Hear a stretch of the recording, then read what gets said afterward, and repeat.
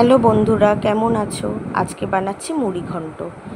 এটা গোবিন্দভোগ চাল ধুয়ে নিয়ে নুন হলুদ দিয়ে চালটাকে ভালো করে মাখিয়ে নেব, নিয়ে আধ ঘন্টা মতন রেখে দেব, তাতে চালটা একটু ভালো সফট হয়। আর মাছের মাথা দিয়ে করব যেহেতু মুড়ি ঘন্ট, তাই মাছের মাথাগুলোকে নুন হলুদ দিয়ে মেখে তেলে ভাজা বসিয়েছি।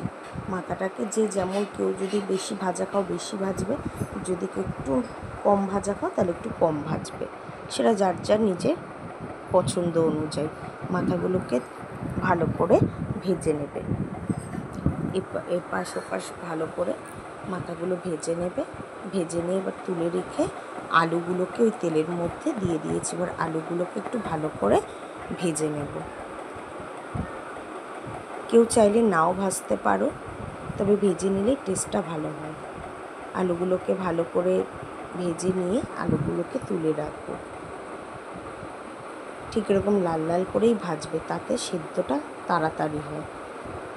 আর যদি একটু কম ভাজা হয় তাহলে সেদ্ধটা হতে বেশি সময় নেয়। এইখানে আলু আর মাছের মাথা দুটোই ভাজা হয়ে গেছে। আর যে চালটা নুন হলুদ দিয়ে মাখিয়ে রেখেছিলাম, এই চালটাকে এবার তেলের মধ্যে ভেজে নেব। চালটাকে খুব ভালো করে ভাজবে, যত ভালো করে চালটা ভাজা হবে তত চালটা তাড়াতাড়ি সেদ্ধ হবে, জিনিসটা খেতেও ভালো লাগবে। চালটা নাড়তে নাড়তে, কন্টিনিউ নাড়তে থাকবে, নাড়তে নাড়তে চালটা দেখবে কড়াই থেকে ছেড়ে দেবে। সবগুলো চাল আলাদা আলাদা হয়ে যাবে, ভেজে তুলে রাখা হয়েছে। এবার কড়াইতে তেল দিয়ে গোটা গরম মশলা, গোটা জিরে, তেজপাতা ফোড়ন দিলাম। তোমরা ইচ্ছে করলে এর মধ্যে একটু শুকনো লঙ্কাও ফোড়ন দিতে পারো, আমি দিইনি, তোমরা দিয়ে নেবে। তার মধ্যে দিয়ে দিলাম এবার পেঁয়াজটা একটু ভাজা হলে পরে তারপরে দেওয়া হবে টমেটো। পেঁয়াজটা একটু লাল লাল করে ভাজবে, ভেজে নিলে তারপরে দেবে টমেটোটা। আমি এখানে মিডিয়াম সাইজের একটা পেঁয়াজ নিয়েছিলাম আর মিডিয়াম সাইজের একটা টমেটো নিয়েছি। কেউ ইচ্ছা করলে একটু বেশিও নিতে পারো, তাতে কোনো সমস্যা নেই। টমেটোটা দিয়ে টমেটোটাকে ভালো করে নেড়ে ছেড়ে পেঁয়াজের সাথে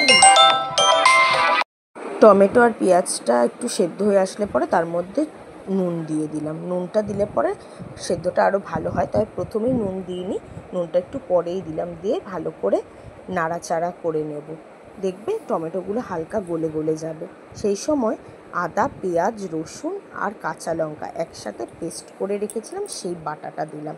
আমি এখানে কোনো রকম লঙ্কার গুঁড়ো ইউজ করিনি, তোমরা চাইলে আরামসে ইউজ করতে পারো। আমি ইউজ করি না, কারণ আমাদের শরীর যেহেতু খুব একটা ভালো নেই, তাই কম তেলে কম মশলাতেই রান্না করার চেষ্টা করি। এবার অ্যাড করে দিলাম হলুদ গুঁড়ো, দিয়ে ভালো করে কষালাম। তার মধ্যে দিলাম একটু জিরের গুঁড়ো হলুদ গুঁড়ো দিয়ে ভালো করে কষাবে। একটু বেশি তেল দেবে, তাহলে দেখবে তেলটা ছাড়বে। মশলাটা যত কষাবে তেলটা ছাড়বে। আমি যেহেতু কম তেল দিয়েছি, মশলা থেকে তেলটা ছাড়ছে না সেইভাবে। হালকা একটু জল দিয়েছি, জল দেওয়ার পর দেখো তেলটা ছেড়েছে। তোমরা চাইলে এরকম কম তেলেও করতে পারো। এবার আলুগুলোকে এই মশলা কষানোটার মধ্যে দিয়ে দেব, দিয়ে আলুটাকে ভালো করে কষিয়ে নেব। তাতে আলুটা কষানোতেও যেহেতু ভাজা ছিল নরম হয়ে গেছে, কষানোর মধ্যে দিয়েছি আরও একটু নরম হয়ে যাবে। এরপর এর মধ্যে দিয়ে দেবো একটু জল, কষাতে কষাতে দেখবে লেগে যাবে, তার জন্য একটু জল দিয়ে আবার আলুটাকে ভালো করে কষিয়ে নিচ্ছি। যত ভালো করে কষাবে তত জিনিসের আলুগুলোর ভিতরে নুনটাও ভালো ঢুকবে। আর এই মাথাটাকে আমি ভেঙে নিয়েছিলাম, তোমরা চাইলে কড়াইতে দিয়েও ভেঙে নিতে পারো। দিয়ে কড়াইতে দিয়ে এবার ভালো করে মিশিয়ে নিচ্ছি, আলু আর মাথাটাকে ভালো করে মিশিয়ে নিচ্ছি মশলাটার সাথে, তাহলে মাথার ভিতরে মশলাটা ভালো করে ঢুকবে, তাই জন্য আগেই দিয়ে দিলাম। এবার দেবো যে চালটা ভেজে রেখেছিলাম গোবিন্দভোগ চাল, সেটাকে এটার সাথে দিলাম, দিয়ে ভালো করে মিশিয়ে নেব। ভালো করে চাল, আলু আর মাথা ভালো করে মেশাবে। মেশাতে মেশাতে দেখবে তেল ছাড়বে। তেলটা একটু বেশিই দিও, আমার মতন এত কম তেলে করো না, তাতে ভালো লাগবে না। একটু তেলটা বেশি দেবে, তাতে খেতে ভালোই লাগবে। এটাও খেতে খারাপ হয়নি, এটাও খেতে খুব সুন্দর হয়েছিল, কারণ আলুটা আলাদা ভাজা ছিল, চালটাও ভাজা ছিল, মাথাটাও ভাজা ছিল। এগুলো যেহেতু ভাজা ছিল, এর মধ্যে অনেকটা করেই তেল ছিল, তাই জন্য এক্সট্রা আমি আর বেশি তেল দিইনি, অল্প তেলই দিয়েছি। ভালো করে কষানো হয়ে গেল পরে আমি জল দিয়ে দিলাম। জলটা যা চাল নেবে তার ডবল জল নিও। আমি হাফ বাটি চাল নিয়েছিলাম, তাই 1 বাটি জল দিয়েছি।